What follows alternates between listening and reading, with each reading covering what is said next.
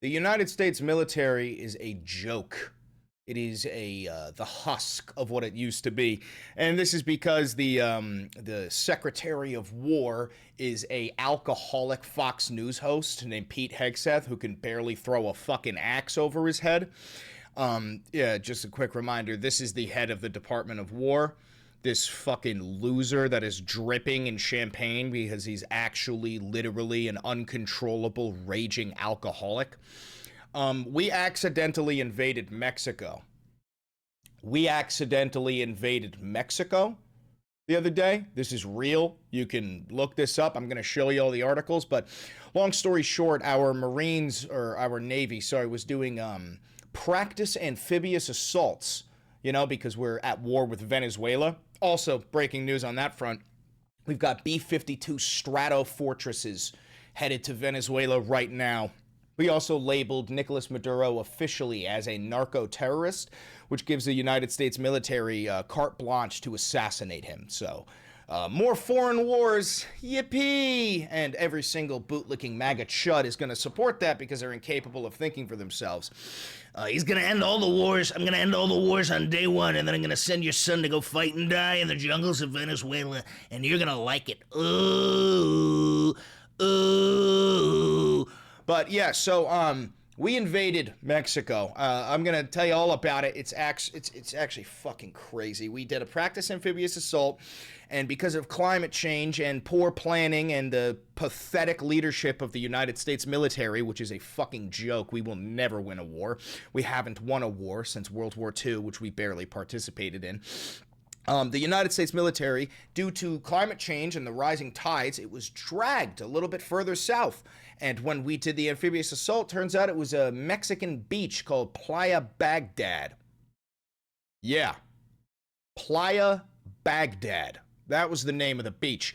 And so we roll up in our fucking amphibious strike group, and our boys go out, guns drawn, they're practicing their little D-Day. Yeah, yeah, yeah. And then they have these signs, and they start hammering these signs into the beach that say things like, "This land has been claimed by the United States military." So, rightfully, the Mexican military rolls up, guns drawn, fucking turrets on the back of their Jeeps. And there's a standoff between the Mexican military, the Mexican Marines, and the American military, and they're screaming at each other, and the guns are drawn, and nobody knows what's going on.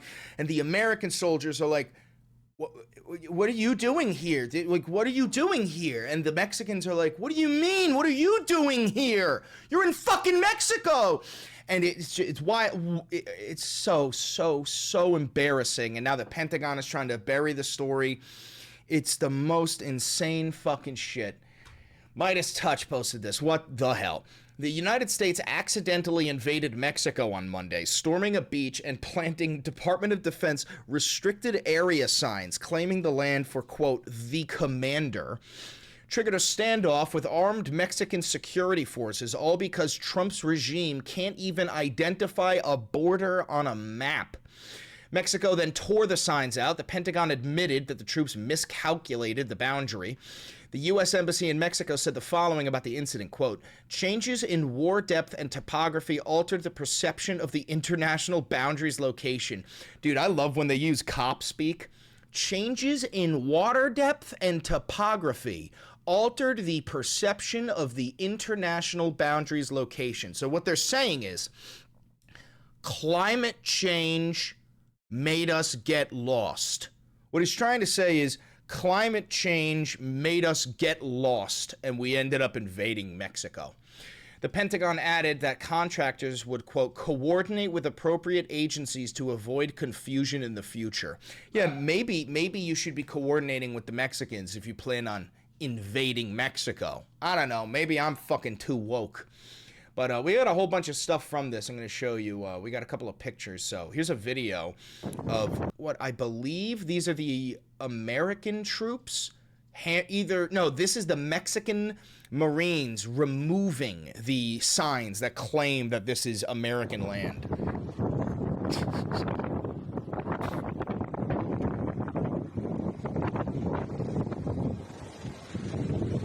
Unbelievable. They're gathering all the signs. They're removing all the fucking signs.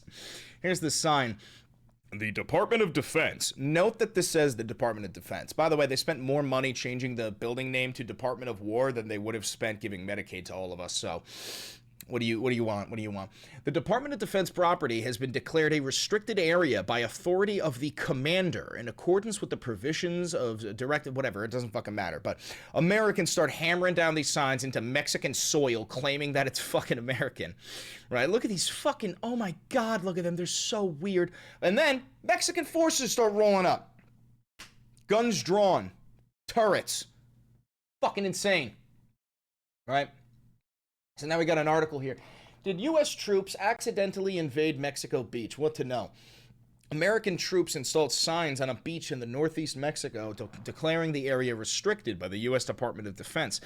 Videos on social media go to show Mexican Marines removing the signs purportedly at Playa Baghdad. I wasn't joking about it being called Playa Baghdad. Dude, no wonder we accidentally invaded that. I guarantee you some 50-year-old PTSD-ridden commander was like, listen up, boys. We're invading Baghdad. Change of plans. And they're like, sir, what do you mean we're invading Baghdad? We're in South America. And he's like, I just got word that Baghdad has been relocated to Mexico. We gotta storm Baghdad again, boys.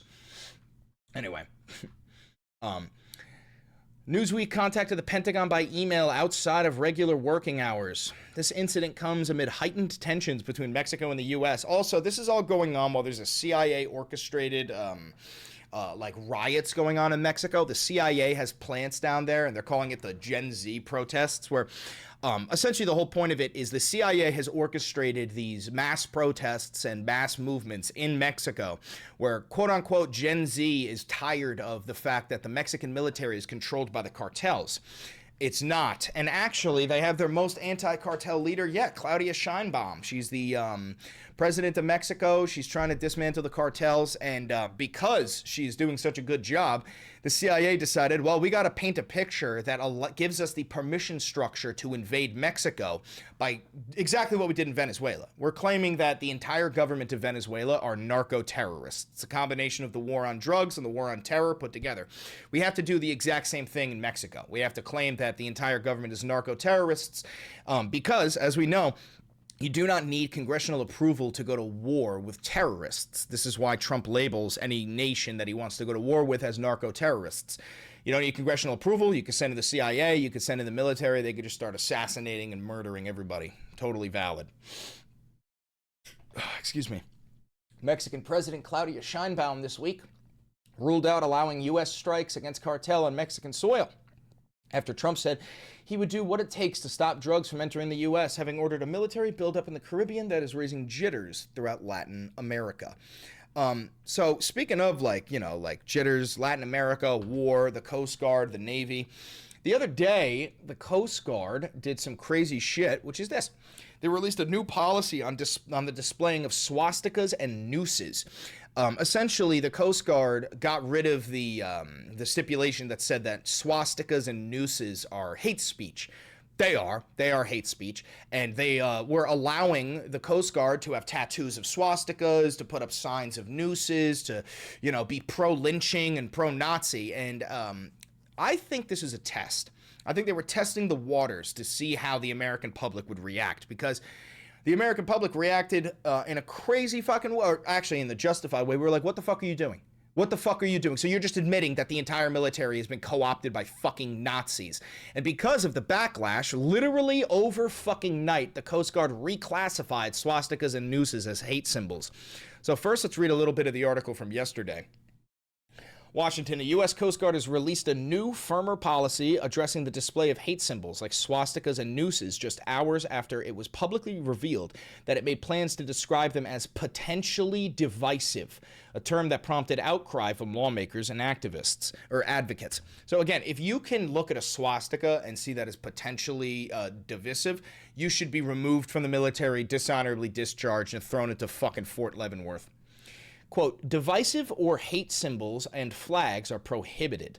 released late Thursday, declared before adding that this category included a noose, a swastika, and any symbols or flags co-opted or adopted by hate-based groups. This is not an updated policy, but a new policy to combat any misinformation and double down that the U.S. Coast Guard forbids these symbols. The late-night change came on the same day that media outlets, led by the Washington Post, discovered that the Coast Guard had written a policy earlier this month that called those same symbols potentially divisive. The term was a shift from a years-long policy that first rolled out in 2019 that said symbols like swastikas and nooses are widely identified with oppression and hatred. So it took the United States of America until 2019 to accept the fact that a swastika is a hate symbol. And then it took like just less than a year of the Trump regime to remove that classification and say, no, it's just potentially divisive. And then overnight, as the American public reacted, they brought it back. So this is what I mean about them testing the waters. I think this is the regime testing the American climate and seeing how we'll respond to the full-fledged Nazification of this nation, which is the next step for MAGA. It's the logical conclusion. The MAGA movement was based on the hatred of minorities, the hatred of Muslims, the hatred of gay people, the hatred of trans people, but they weren't allowed to hate one group.